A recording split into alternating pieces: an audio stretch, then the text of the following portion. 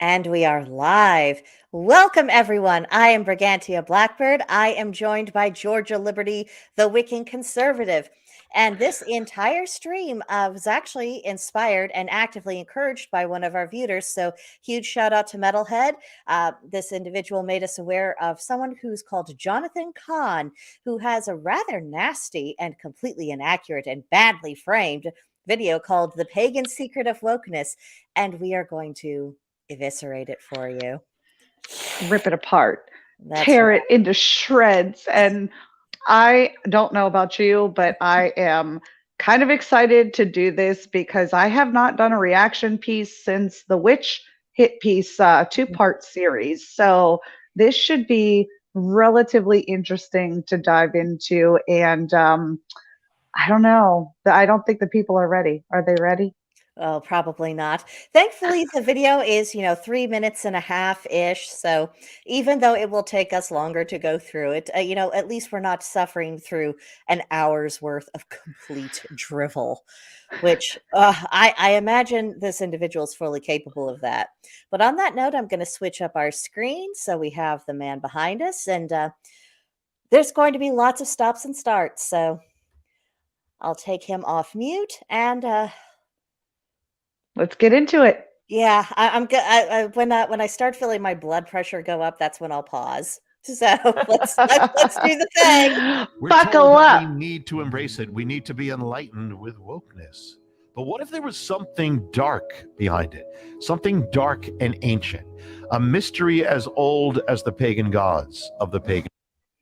Okay, so that did not take very long. But something dark behind it. And this is what pisses me off when people use light and dark to mean good and bad, good and evil. I like this, I don't like it. It's right or it's wrong. This is a specifically Abrahamic worldview thing, and I will die on this hill because where pagans talk about light and dark, that is not the kind of light and dark we are actually referring to. So that's my first hissy fit. You want to jump in with anything because I I don't. agree. Yeah, we're not even 30 seconds in. No, that's the very first red flag. You know, correct me if I'm wrong, but his first statement, we have to embrace this wokeness. I get where that's coming from. We Mhm. are impressed upon to embrace this idea that everything is fluid, and here's now how everything is really supposedly revealed to you. And boom, he hits you with the second sentence about a truth so ancient as the pagan gods themselves. And I'm like, wait a second, wait. I'm not seeing how these things connect at this is all. this is not ancient because you just told me that we have to impress this upon somebody. So the idea that it's ancient and it's something that's forever existed, but it's new and needs to be impressed upon somebody, those two wavelengths, they don't make sense. So there's your first red flag, in my opinion. And then throw on top of it, yeah, okay, you want to talk about pagan ideas and pagan principles. Why on earth would we then refer to ourselves as dark, negative type? Yeah. Be like, I just, oh, that the conundrum of ideas. How do you get so twisted in your logic? Well, I mean, he's conflating wholly unrelated things. And, he's also ignoring this thing, which really tap dances on my nerves, as you know, but I will share it with the people. He is talking about an ideology that says our way is the only way. Top down, centralized. You have to think the way that we think, or else you're a bad person. And we're going to increase your discomfort in society until you can no longer function or exist within it. Golly gee, that doesn't sound like the progression of paganism, but it sure as hell sounds like the progression of monotheism.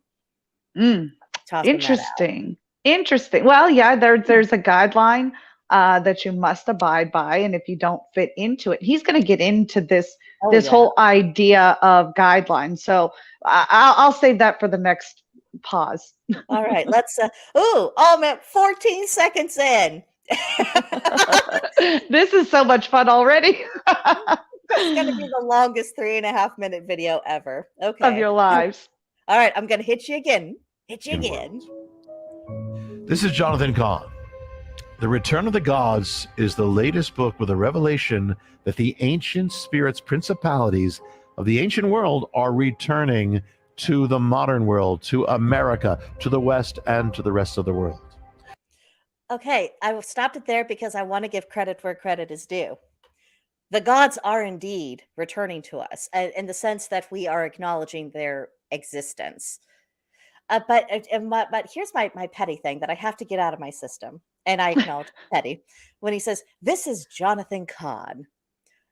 Don't we usually introduce ourselves as "I am so and so"? Oh, yeah. Yeah. Well, I guess it really depends on how egotistical you are. And, that's another very woke thing, in my opinion. They're always talking about themselves in the third person, or how somebody should refer to them. So, just in the phrasing of his own video, he tends to talk or speak in woke mannerisms, not necessarily using their phrases, but using their setup for framing, if that Yeah. makes sense. Oh yeah, it does. And shout out to Metalhead Forever. Thank you for joining us. This one is for you. We are we are taking our blood pressure medicine and everything else. We're doing it for you. We absolutely are. Yeah, and just to, because I do think the way he is framing it is very wokish kind of language, which makes me wonder if he's a recent convert from an ideology himself. You But know, I can see why they get confused. I mean, yeah, like, say you're a new pagan and you come across a video like this, and they're using those types of languages, and the way he just built up the ancient gods coming back, like, that's confusing if you don't really understand what's going on, and then you're right. drugged through the rest of this 3 minutes. I'm sorry, I didn't mean to cut you off, but Oh I was no, like, no. actually, this is kind of scary, because Yeah. if you're new and you don't know and you're looking for information, you can get scared off real quick by something like this. Oh yeah. Even if you're a new seeker, as you say, or just someone who's Christian who just wants to, at least have an educated idea about what other religions are about, just so you know who your neighbors are, essentially.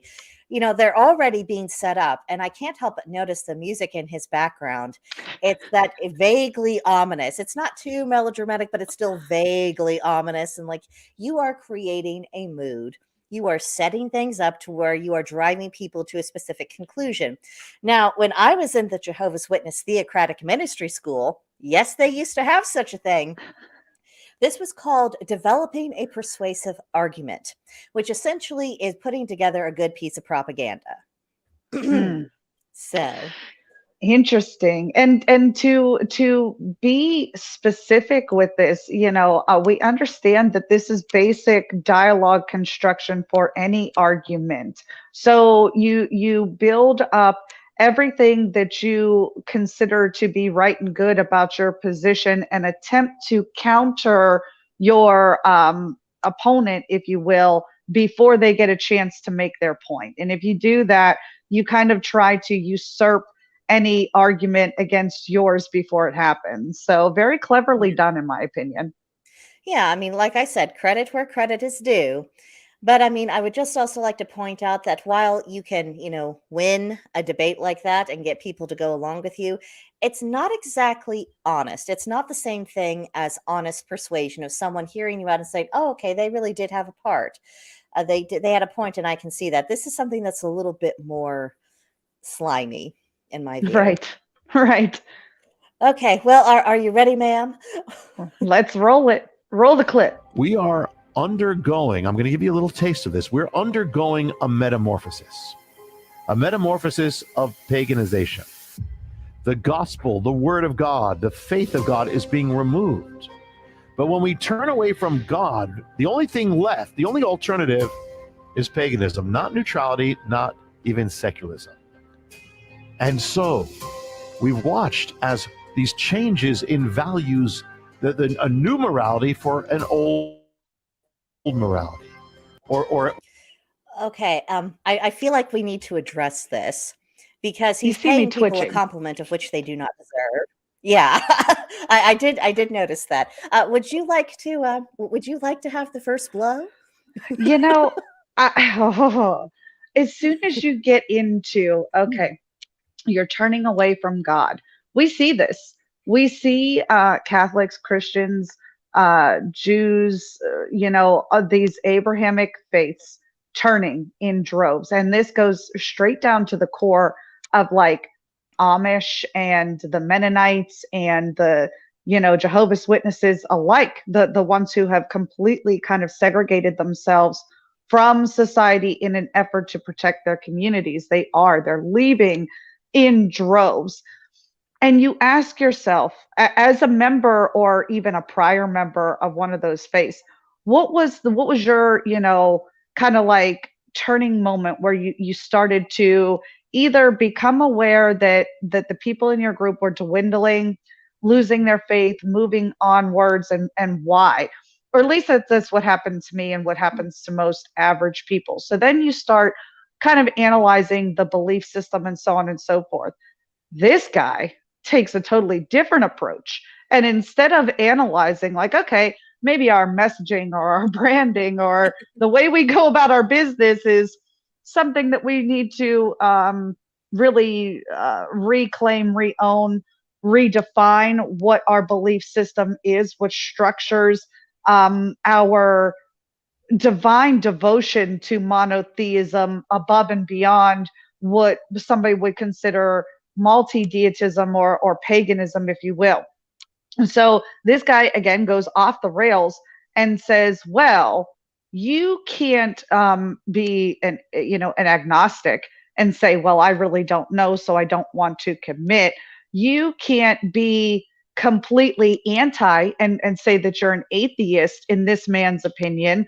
You must then believe in multiple if you do not believe in one single, which is completely trash when Yeah. you look at an actual human's options and the variety of the brain function, in my opinion, because if it's not black, it doesn't mean it has to be white. We have an entire rainbow. It Oh could be yeah. green or pink or purple or blue. So why is it that it always seems to be with these people? It's either the devil or God. It's just like it's coming. It's coming. Oh, yeah.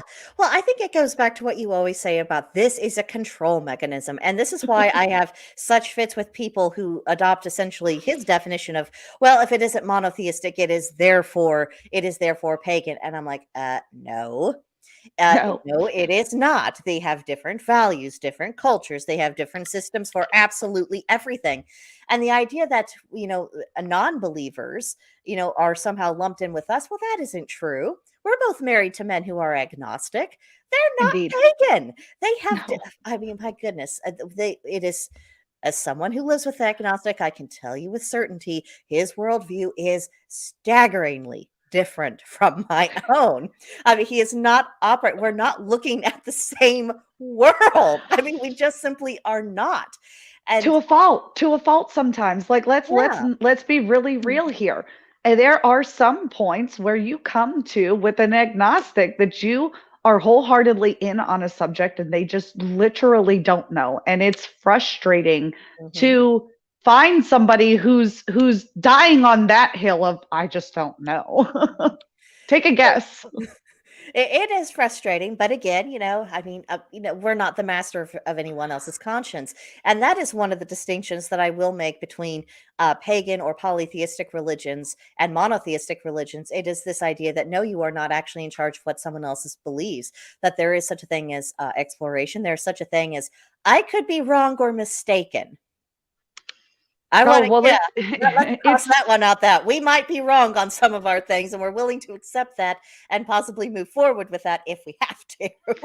you're getting too far into the video because I think we're going into the next part Mhm. where he's going to start talking about the differences in pagan theology and why that automatically equates to wokeness. So we're actually where I don't even know how far we are into this, but we're actually going to start getting into some really fun cross references here. So I don't want Oh, us to get too far ahead before true. he gets a chance to speak his piece. Let's be fair. Fair enough. Fair enough. Although I have to say, we should have given people a bingo card to, catch some of his phrases. I wish I'd thought of Or that. a traditional, what we've known is being overturned with something we've never known. Well, what is being presented as progressive and enlightened is actually pagan. We don't even realize it.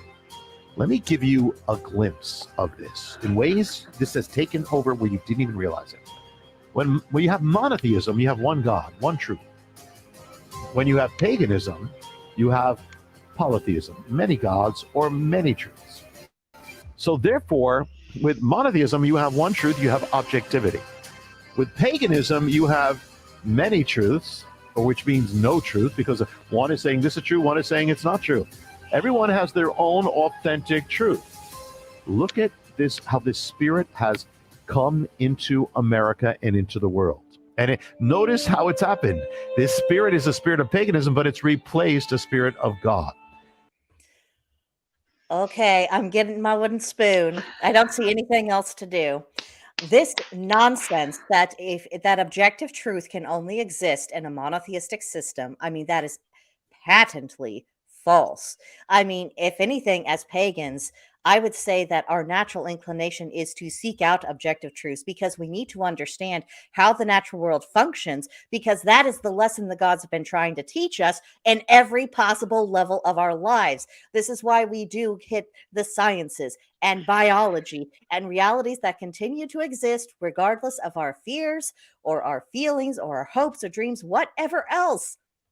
We are seekers of objectivity, and and to say that because people have perspectives that somehow negates the possibility of objectivity. I mean, that is so egregious on that part. I find it absolutely unforgivable. And with monotheism, you say, yeah, there's an opinion, but it's God's opinion, so that's the only one.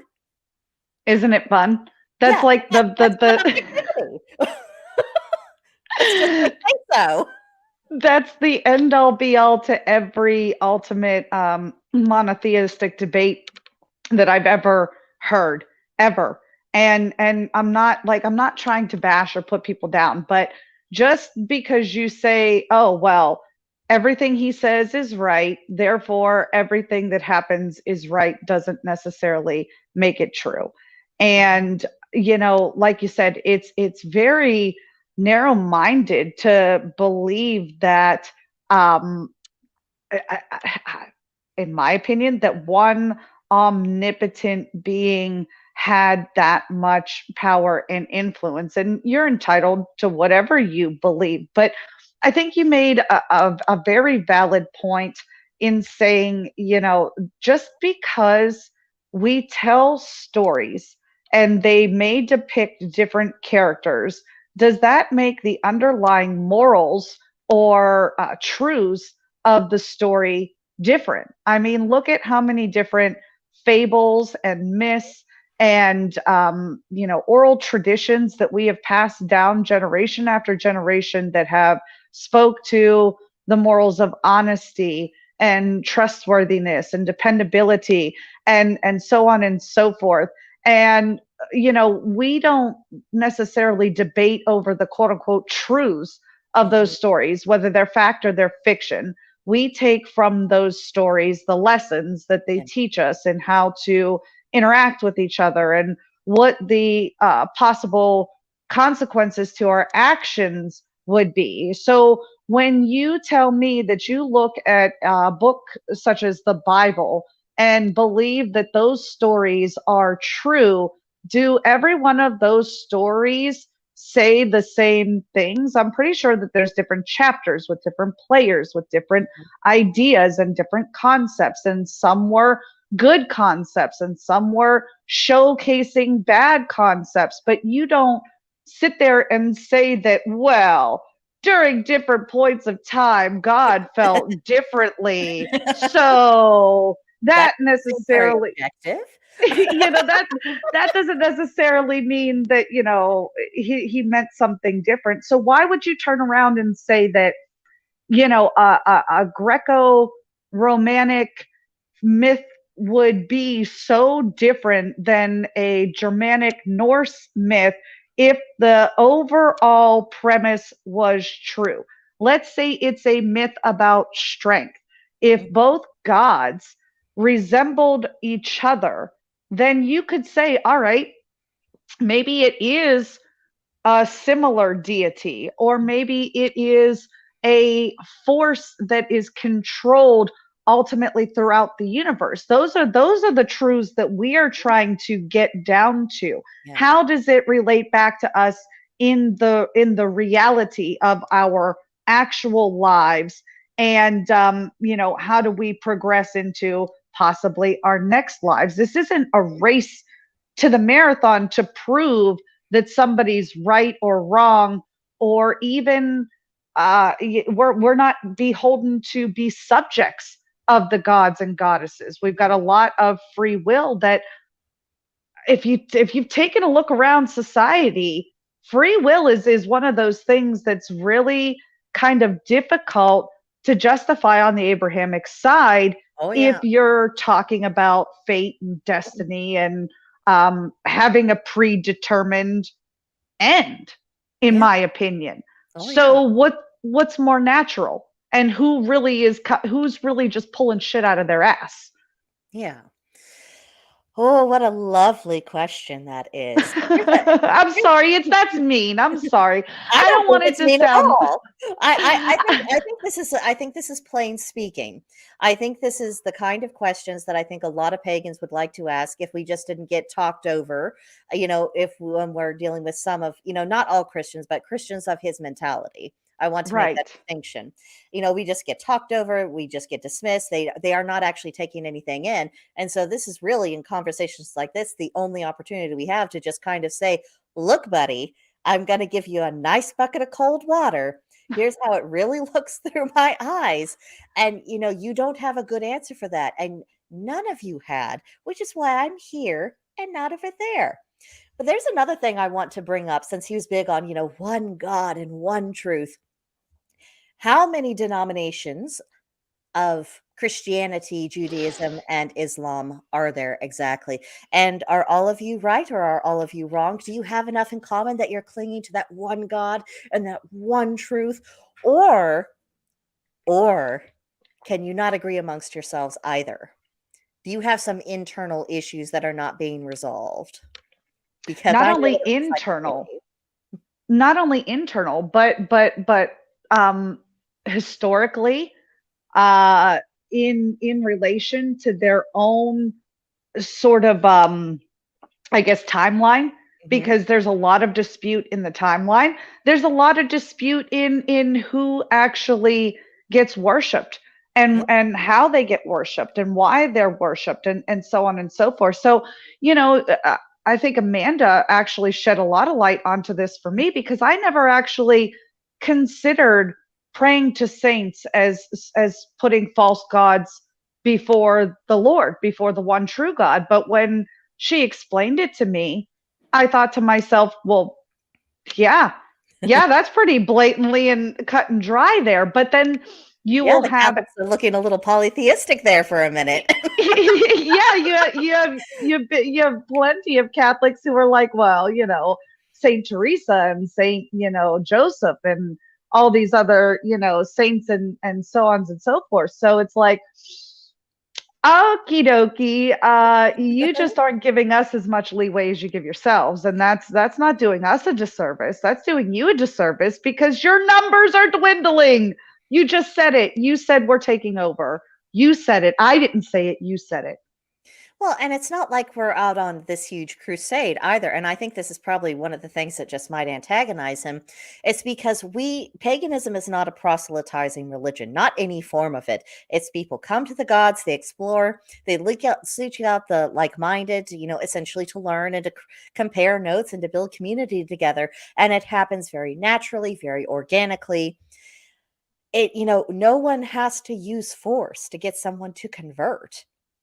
And that's the thing, Usually. because this is where I have to give Judaism a lot of credit, because Judaism has never been interested in proselytizing. It's wanted to carry on its own traditions amongst its own people, but it's not. And in fact, with some of the converting procedures, there's this huge denotation of, "Are you sure you want to?" I mean, you don't gotta. No one's gonna make you. You have choices here, which is very different from Christianity and Islam, which is all about the conversion. And in the case of Islam, through whatever means are necessary. But let's be honest, in Christianity, their history, it was through whatever means necessary too. And so when you have that track record and you still have that impulse within your religion, and you see that you would essentially have to revert back to that in order to force people to get back on the path you want them to be. I mean, I imagine how that must feel, because other people, they are simply pursuing as their conscience directs them, the gods of their understanding, the gods they want to come to know, and they carry on with it regardless of what anyone else thinks. Whereas with Christianity, there's this huge of, you must do this, and you got to think about how this looks to the community and everything else. It's a lot more constrictive by its very nature. Not only constrictive, but it's very demeaning and shaming to what pagans consider to be natural tendencies. There is a human nature side that gets neglected in a lot of monotheistic religions that I believe people are tired of, and ultimately that's what's leading them to walk away from these religions, because they look at this omnipotent being and they're already dealing with depression. They're already dealing with their own shortcomings. And then they see an omnipotent being who's judging them, for one, telling them that everything that they take joy or pride in is a sin. And then if they don't, in some traditions, confess, repent, or at least show some sort of reconciliation for that perceived misgiving or sin, if you will, then they're punished for it. And they may not necessarily see punishment that everybody else can measure and say, "Oh, I don't want to do that because look at what happened to Job over there." But they're punished after life. So a lot of people aren't scared by that tactic anymore, the hellfire and brimstone tactics any longer. They don't relate with the message. And going back to Amanda, not to bash that video again that she sent us, but just that idea of, oh, well, I have to be around people who think just like me in order to validate myself. I don't like that type of thinking in any setting, let alone a religious setting, because like I said to her, religious is a conscience-based faith or practice. It really has no bearing on anybody else what I believe or what you believe. It only matters to me. So if I'm looking for validation in myself through others, I need to do a little bit more self-exploration and figure out why that is. I think paganism does a good job of encouraging that, and that's why I think it's popular. I think you're absolutely right about that. And I also think it's because, there's some debates about, gatekeeping within paganism, but it's not on the level that monotheistic religions are, like in that video that Amanda shared with us. It was as though gatekeeping was the entire point of what he was doing. And, ultimately, this is, what I told Amanda and what I tell others, the only people who know who's in the club of a particular deity's following, who count, are the deity themselves. It's the deity who makes the decision whether or not someone is accepted. And how many stories and many different religions has there been about someone who did have a special bond with the deity that people around them at the time just dismissed, didn't think it was true, thought they were full of it. And then, it was only later through some action in the story that they realized, oh, that person, they did have that bond. And that served a purpose. And now I'm having to learn this very awkward lesson. And I feel like a complete horse's ass because I didn't get it to begin with.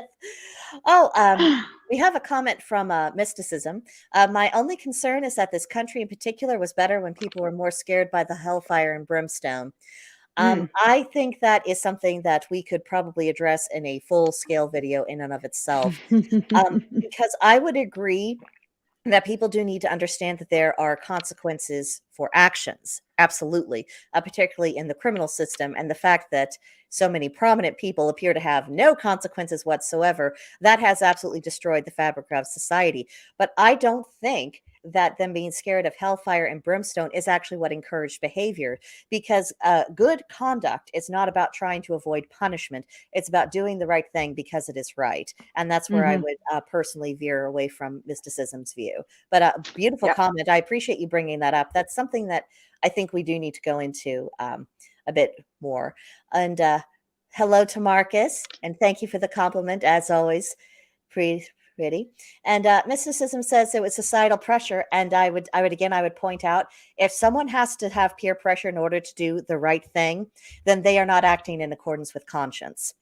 And that is my issue. That's what I keep coming back to. If I am doing something that I believe to be good, of service to my community, I'm helping an old lady across the street. I'm doing that because that's what my conscience is telling me to do. If I'm doing it because someone will judge me if I don't, then I'm not actually capable of ethical behavior. I'm just capable of blind obedience to a force that I see as being bigger than myself. And so that's kind of the nature of that. And Marcus says that ruling by fear is no way to run a society based on freedom and liberty. I agree. I agree. There's plenty of legitimate fears for us to deal with in life without us having to manufacture them. I would like to interject to say that not only does that only work on the surface, but there's a greater possibility that these people find other ways to infiltrate that quote unquote law and order. And we've seen that, time and time again with the, black market, crime waves, drug running. There's always kind of a way to get around the system, whether you're talking about doing it in a religious setting or a legal setting. And I think that the harder you come down on somebody, look at some of the most restrictive countries across the world and what their citizens are doing in order to break free from that tyrannical grip, and think about what you yourself would be capable of doing had the government come down and force themselves upon you. So liberty is definitely about having the morality to know right from wrong, and then the integrity to not infringe upon another. And that's why, just as a quick aside before we get back to the video, Briganti and I make it such a point to distinguish the fact that, we have to pierce these subjects at the heart and try to change minds on a level where it's more, I don't want to infringe upon somebody else's rights, instead of saying, well, it's against the law, or it's against this, particular force in this video, it's against this particular religion, or this religion is set in stone this way. Because those absolutes, this man is trying to tell us that we live in a world of absolutes, that if it's not one thing, it must be another. But that's not the case. There is nuance, there is gray area. And in order for us to stimulate and grow and distinguish what the best path forward is, not the right path, not the wrong path, what the best path forward is, we have to be willing to entertain the middle ground in between, because that's how we're going to encompass the most people without infringing upon anybody, in my humble opinion. Yeah, I think that was wonderfully put, Georgia. And also, I don't think that the humanity has such a state of knowledge to where we can say that that whatever absolutes exist, because they're there's always some kind of structure. But even Mm. so, I don't think we can necessarily identify what those things are. And before we go on, because I'm loving all the comments, but I think that we do need to get back to the video before we get too lost in the weeds. It's just mysticism's remarked about how it was a great way to force conscience. We don't want people doing just whatever they want. I would say that if you are having to force conscience, if you are employing force, then it isn't conscience at all. Someone, for instance, the churches, they could try to physically force me to go into their buildings. It does not mean that a conversion has taken place. It doesn't mean that I consider their ideas to have any moral value. All that it means is that someone was able to physically overpower me, and that because I got tired of getting hit, or whatever mechanism was used, that my corporeal form was inside of their building. But to say that that would have any bearing of my conscience, apart from absolutely condemning their actions, I just don't think. No. I mean, no. We've got to divorce ourselves from force in the realm of ideas and morality. I think we have to learn how to make our cases.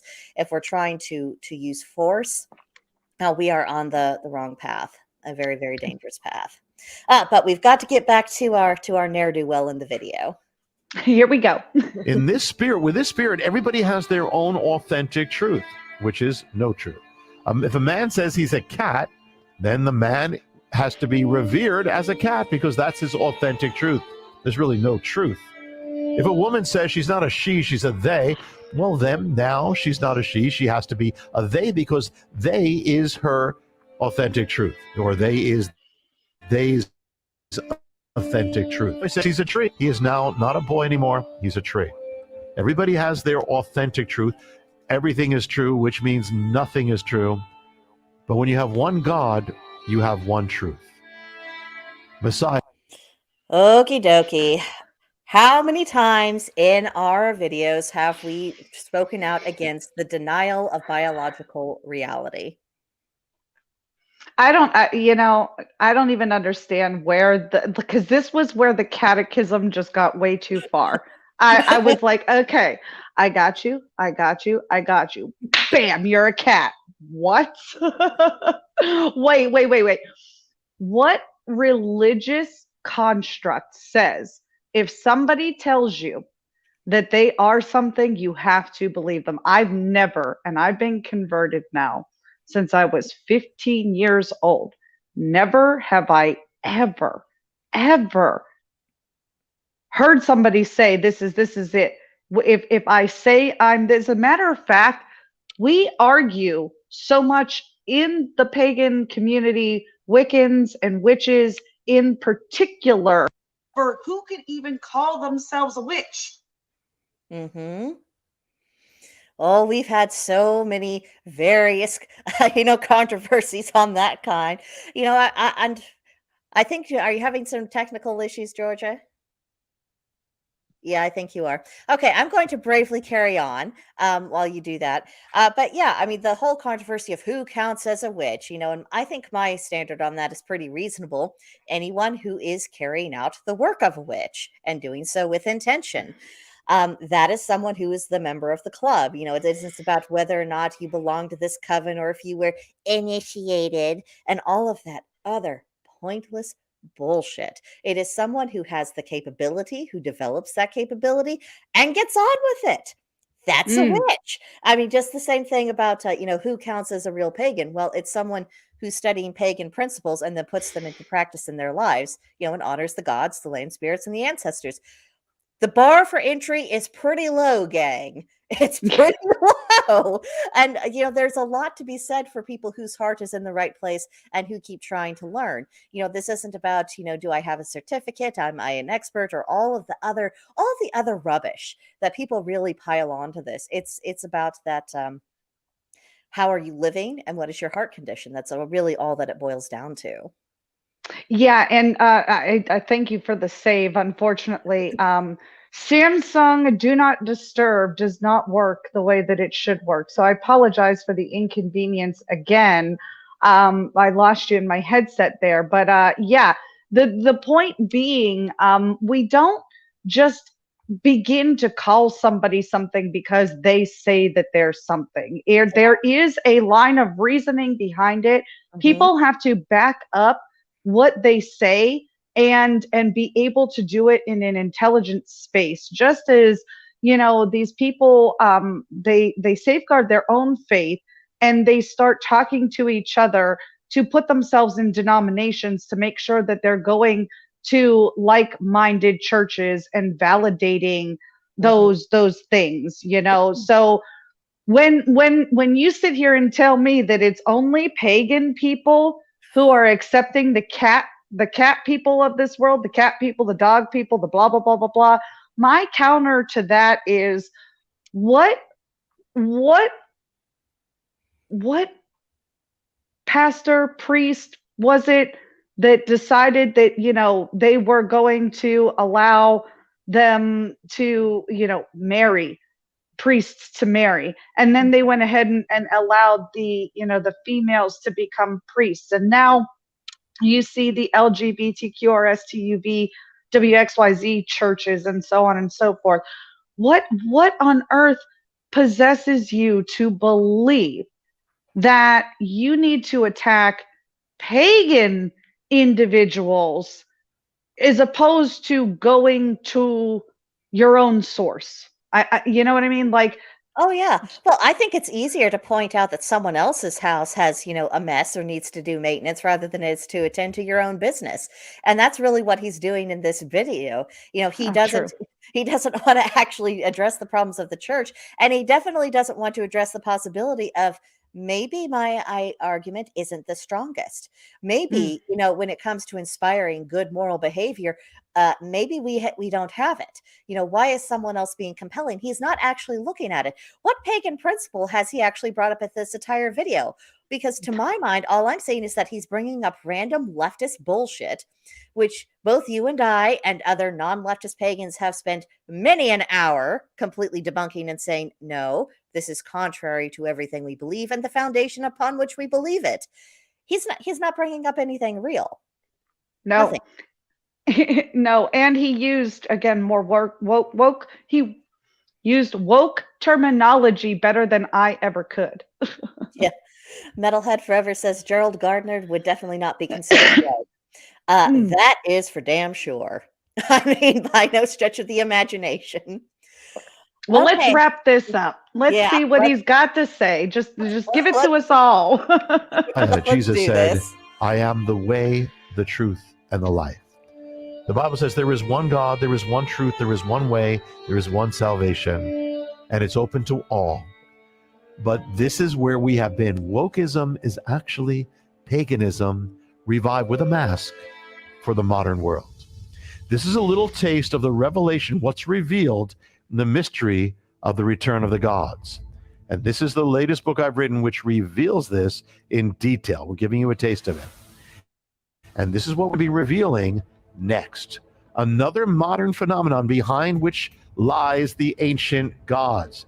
Next time, it's going to be the rise of the animal men. That's right. Hit subscribe so you don't miss it. This is Jonathan Cahn. I'll see you next time with the animal men.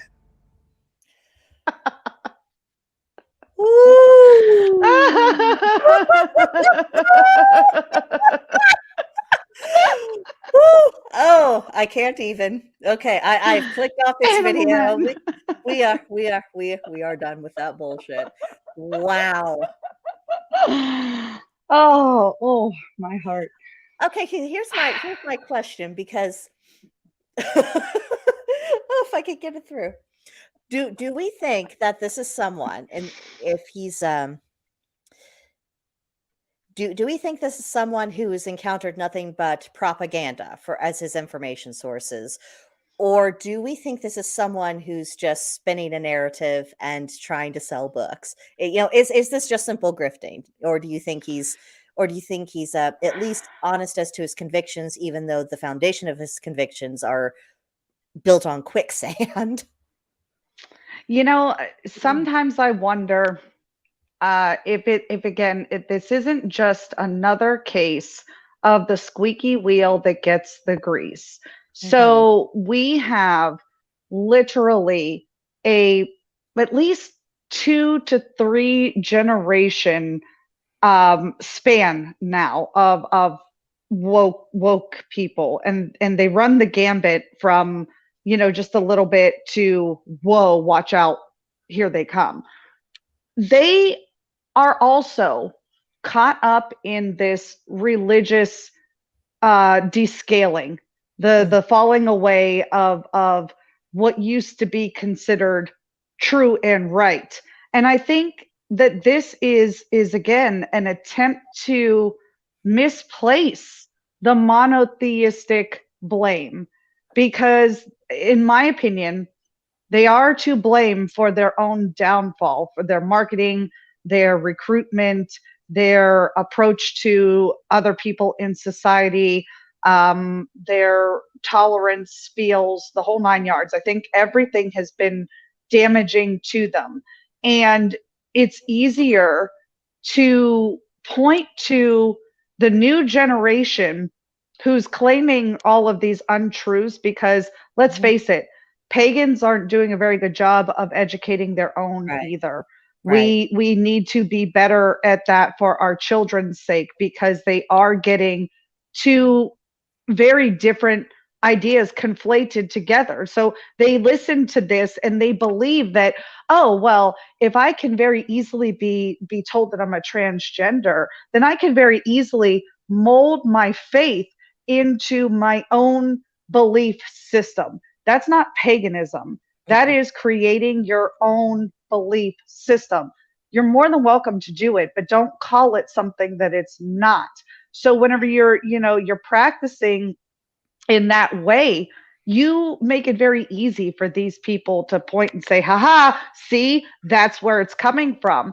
But I don't believe that's where it's coming from. I think it's a negative effect coming from the way that the monotheists have treated their own flocks for years. These people are rebelling against you. They're not rebelling against me. I didn't tell them that they couldn't have the kinks that they wanted to in the bedroom. I didn't tell them that they couldn't,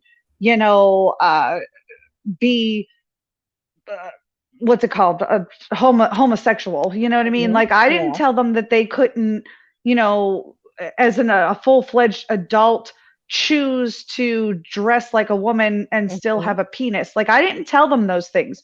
You told them those things, and they took that anti-stance and ran with it off the chain. So in my opinion, you don't get to turn that back around on the pagans and say, see, it's the pagans that are embracing it and they're the ones that are putting it on a pedestal.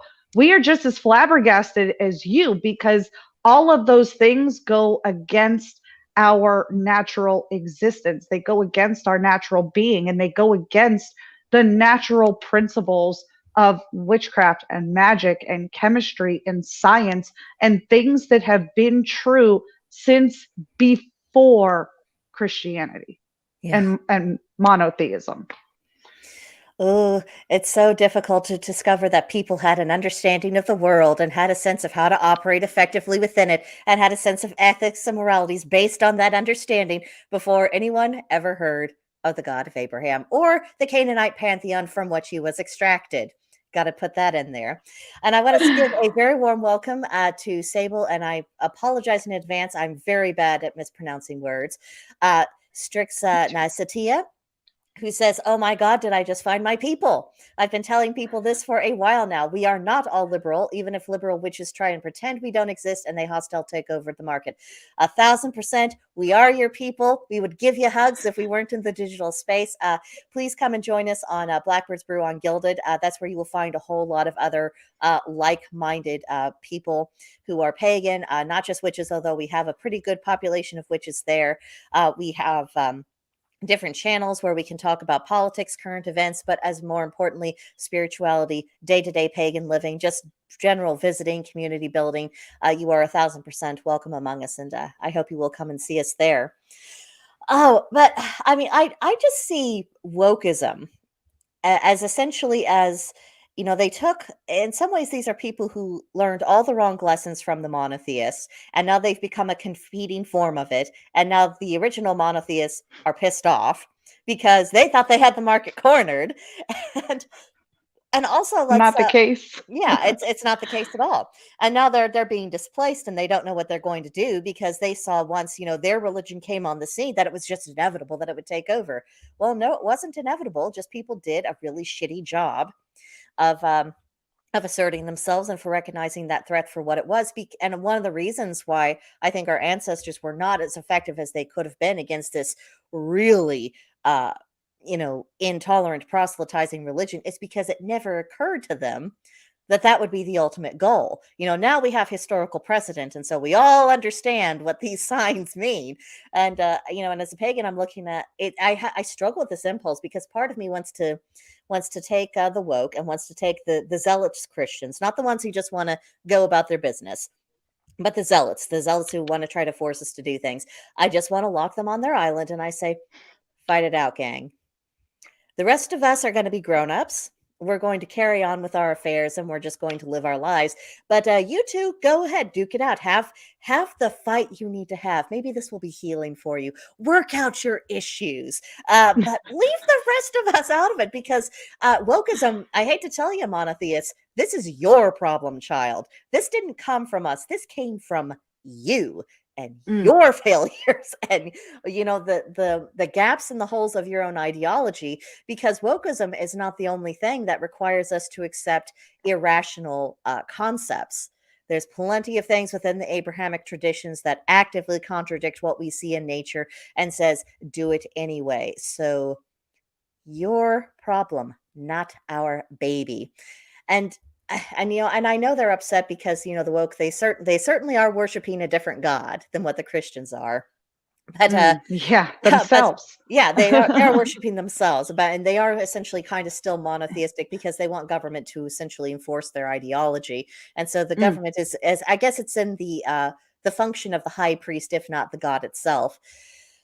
But it falls right in line with the thinking, though, because like you said, there is a body that makes the rules and then somebody who is going to hold everybody accountable to the same rules. And I think that's why wokeism is such an appealing idea for so many people right now, because they want accountability except for themselves. Yeah. So you have to accept them for who they are. And if you don't accept them, then they want accountability for everybody else. So it kind of goes hand in hand where they're like, okay, look at this. This is, accountability in its highest form, i.e. God is punishing these people, where in paganism, it is more personally responsible. You're responsible for your outcome. You're responsible for your magic. You're responsible for everything that comes into your purview or into your contact. So again, the idea that wokeism comes from pagan ideology proves to me that you know nothing about pagan principles, pagan ideology, and you're going to perpetuate your own problems if you keep thinking this way. Just see it happen over and over again in history. Oh, absolutely they are. And and the only reason why paganism ever got even remotely mixed in with leftist politics is because when people started coming out of the practice and coming out of the closet, and they were practicing and they were being pagan, well, they got a lot of static for it. And they got a real lot of pushback, and it was real. I mean, it was, there were physical assaults, there were divorces, there were people who lost their kids, lost jobs, lost property, all that other stuff. And so, here comes the left to say, it's okay. We understand you. We accept you. It's that same lure of, don't worry, everyone else is mean. I'll come hug you. Now vote exactly the way I want you to vote. And that's what happened. And, and like our elder, Gandalf Freyasson, who I hope you're watching this, Gandalf, much love to you. I hope both you and Rowena are feeling better. But, he was there at the beginning when he started seeing this bullshit, and he has been fighting it ever since. So, I mean, there's never not been a time in which we were not trying to separate this out and make sure this politics, got separated and distinguished from our religion, because it is poison. And I want to have a shout out to Ro Fain, who says Christianity today is also very much real victimhood.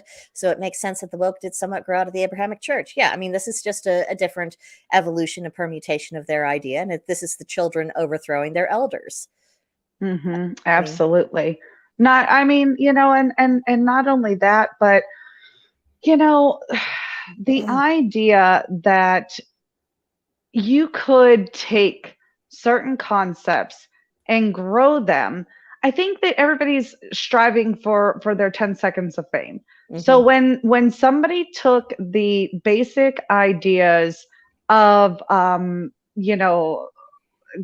Gardanian traditions or the Alexandrian traditions or the New Dawn, the different covens that came out and things like that. The reason, like you said, was for secrecy. And I think that the woke generation saw a opportunity to say, hey, you guys are just like us. We had to hide. You had to hide. You did this and we did this. You're saying that there's a little bit of gray area. We're saying there's a little bit of gray area. Hey, doesn't it just mesh? Doesn't it just make sense? And for weak-minded, unprincipled individuals, they took that minute concept and blew it up for their 10 seconds of fame to turn it into a new theory. And then generation, they've just built upon it. And this is now what it is. But it is a rebellion against the mainstream position of monotheism, in my opinion. It is a bastardization of actual pagan principles. And when you allow those two things to grow the way that they have, you build Jonathan Cahn and his empire of book writing, and that's where we are. So in a nutshell, try to stay away from those people because they suck. Yeah, they suck and it doesn't do you any good. And this is why whenever someone's new, especially and they're trying to find their way, if it comes up in conversation, I try to stress for them, do not make your spirituality or your quest to discover where you belong to be about rebellion or running away from pain or any kind of issue that led you to come to where you are.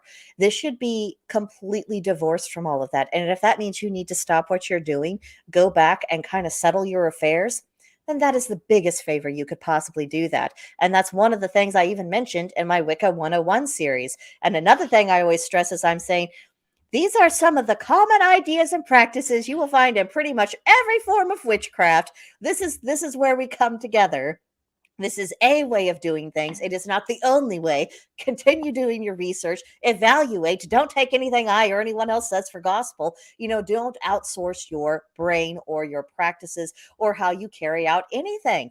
And once someone actually gets around to that, it is freeing. And you can always tell because their conversation changes. And just the topics they want to think about and explore, it is so, so different. But the people who are still stuck with their past religious issues or, with this very leftist mindset, you can just tell as with every sentence they type, every word that comes out of their mouth. I'm hearing all kinds of stuff about your issues with the church or with people in the church or why you think we should all vote the way you think we should be voting for, as ridiculous as that is.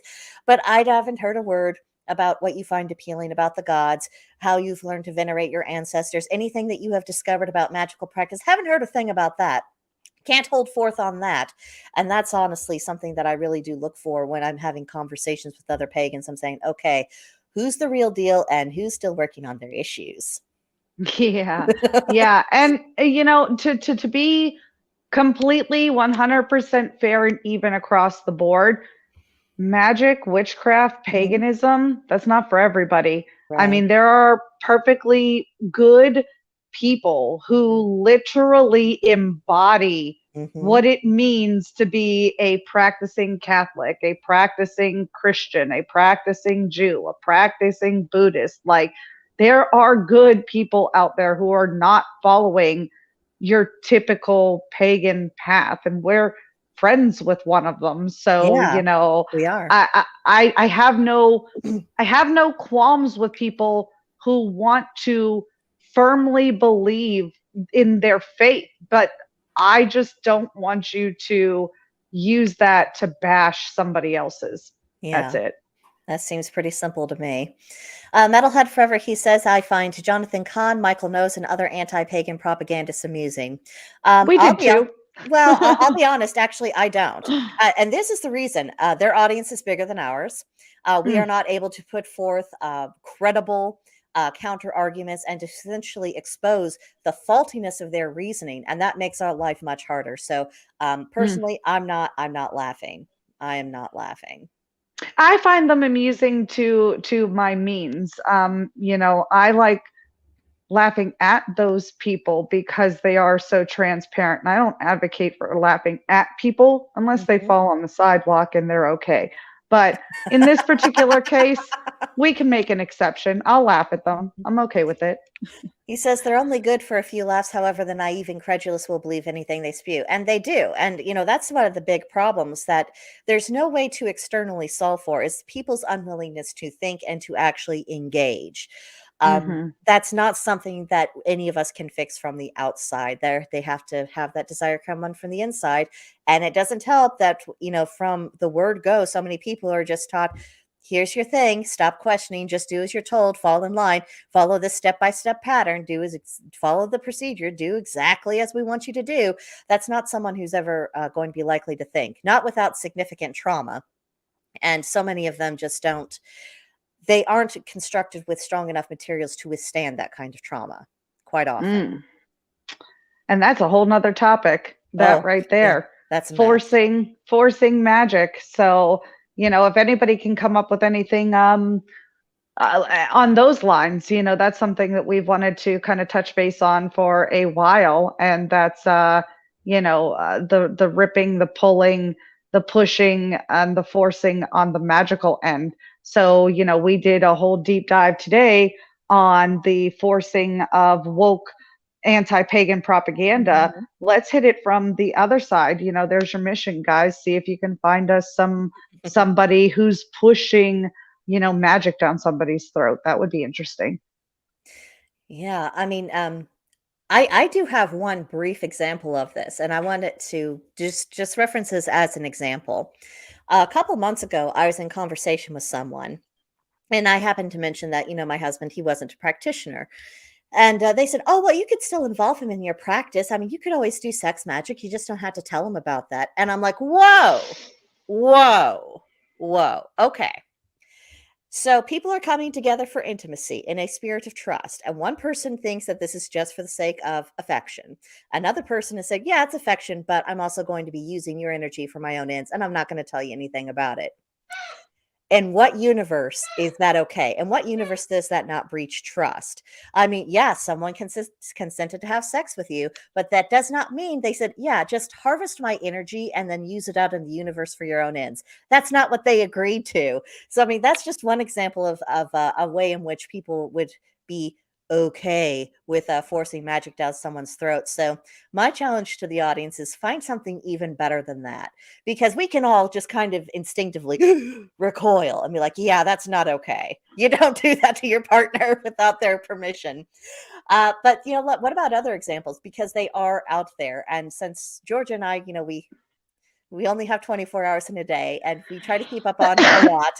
But there's just so much that we can't get we just can't get exposed to all the information all at the same time. So if you could help us out, we would really appreciate that, because I think that would be an incredible follow-up conversation. I mean, and just coming back to this idea of force, why are we so hell-bent in this society to try to force people to do things? What is wrong with us?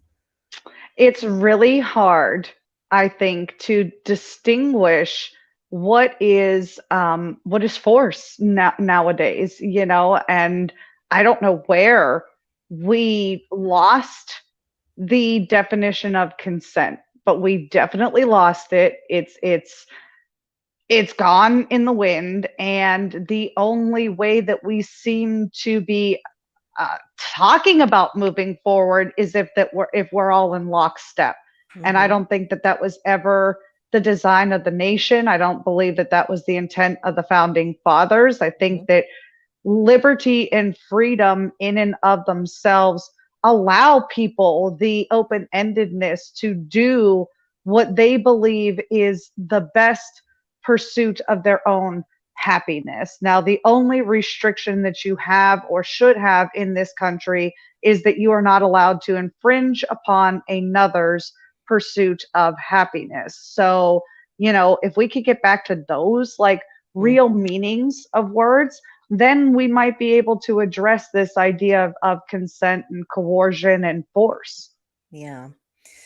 Oh, but that is a whole thing too. Getting back to the actual definitions of words instead of curly-cueing into whatever we find to be expedient in the moment.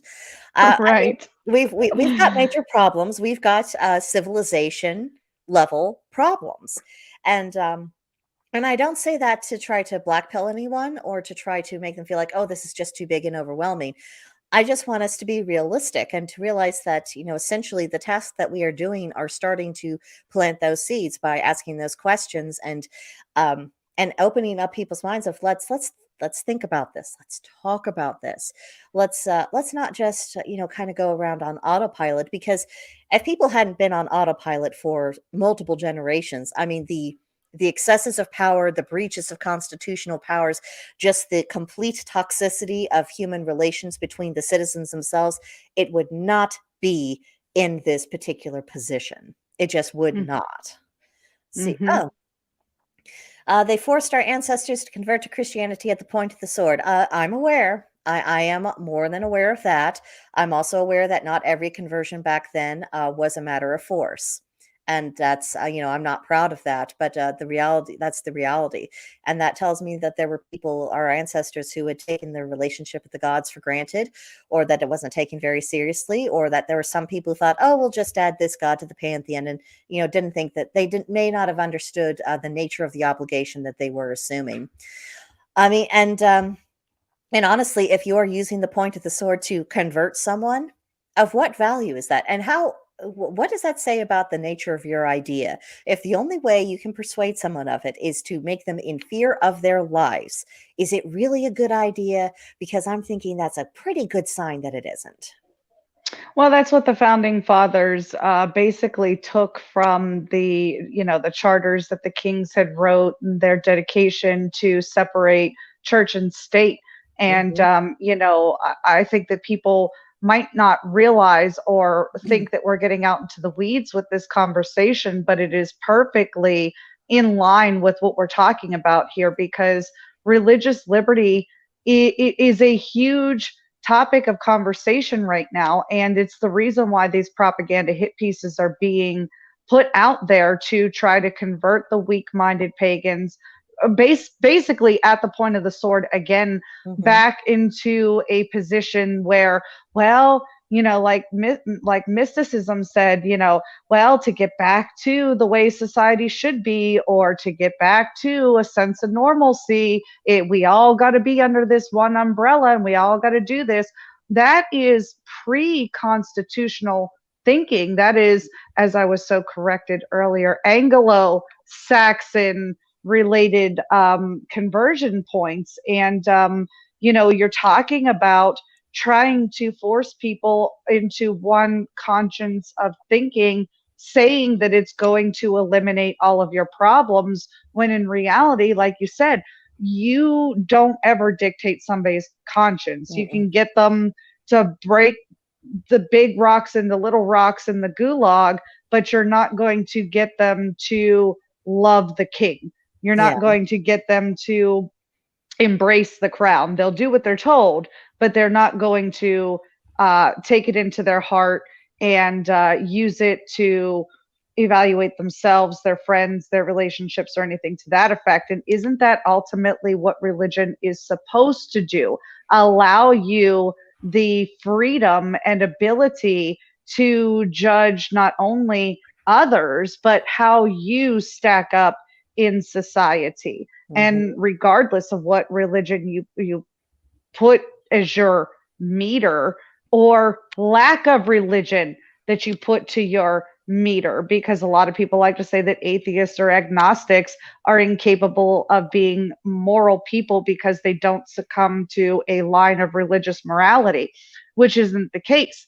They just base their morality off of things that are more personal to them than a dictation from an alternate being, if you will.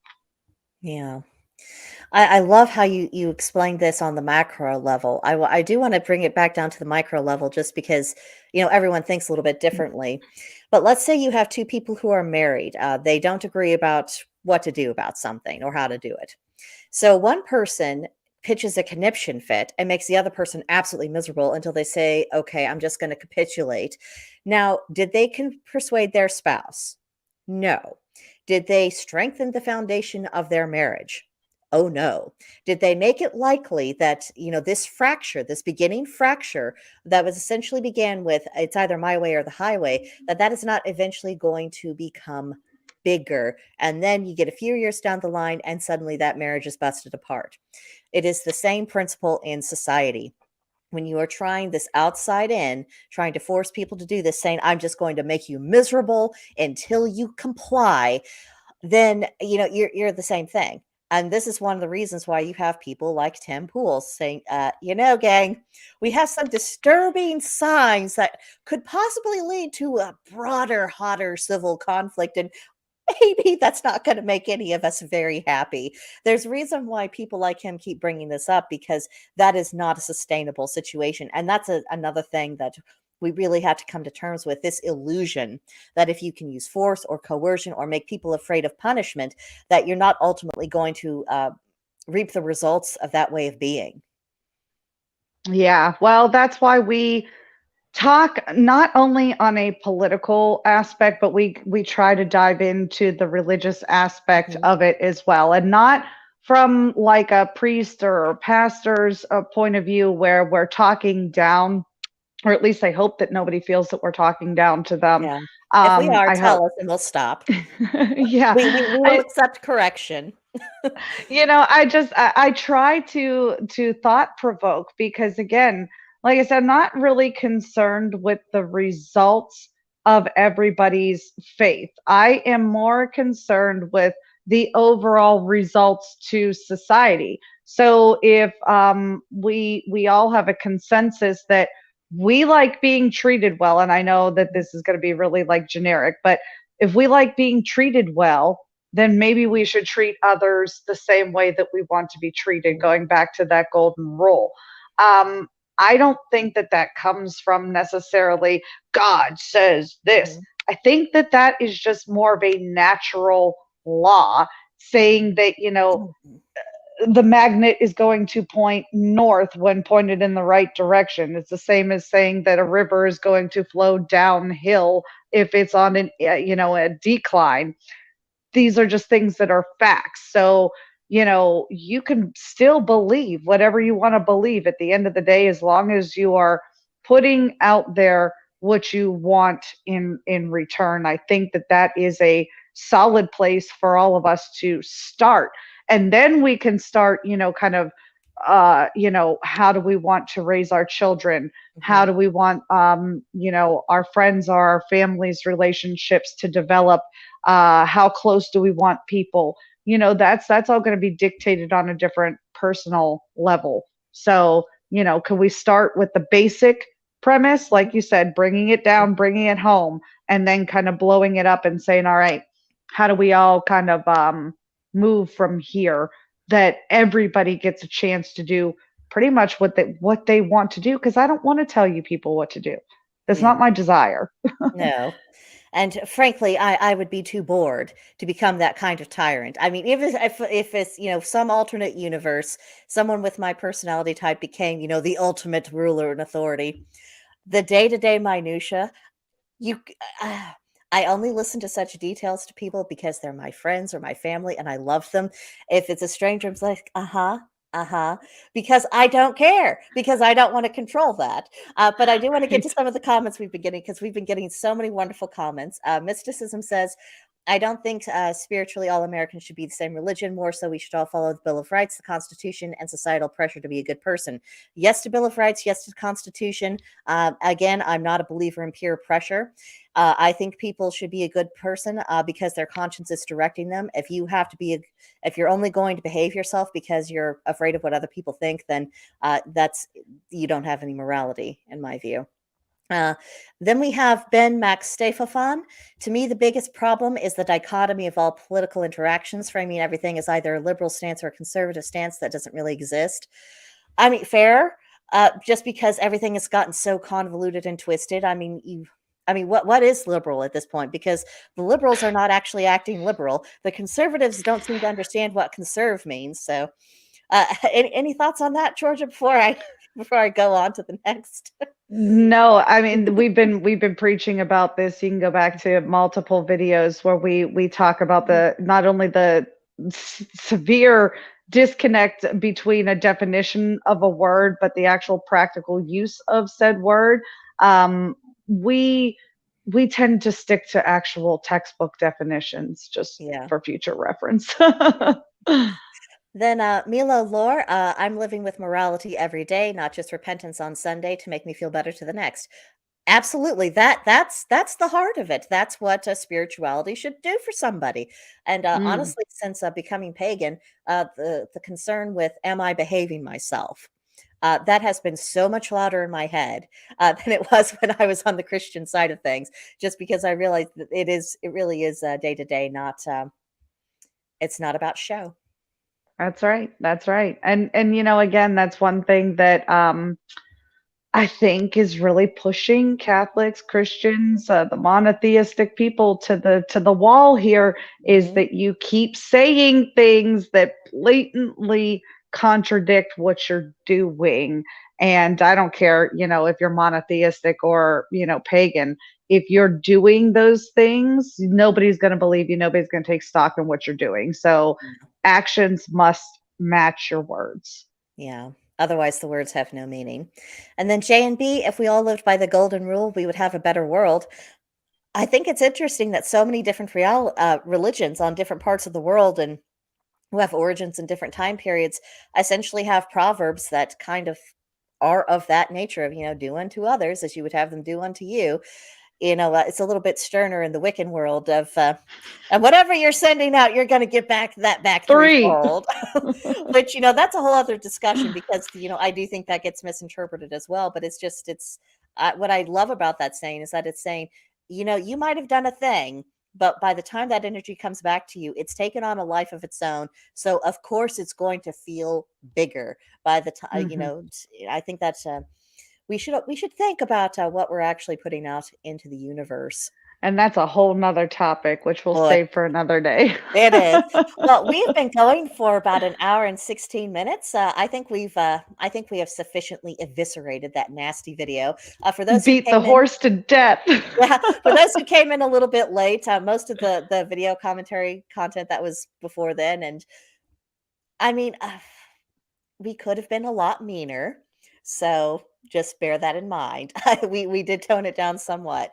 But yeah, that's my thoughts for today. Anything else you want to leave everybody with? Get on Rumble. If you guys enjoy the live streams on YouTube, just imagine what we could do on Rumble. Yeah. In order to live stream on Rumble, we have to have 100 subscribers at least.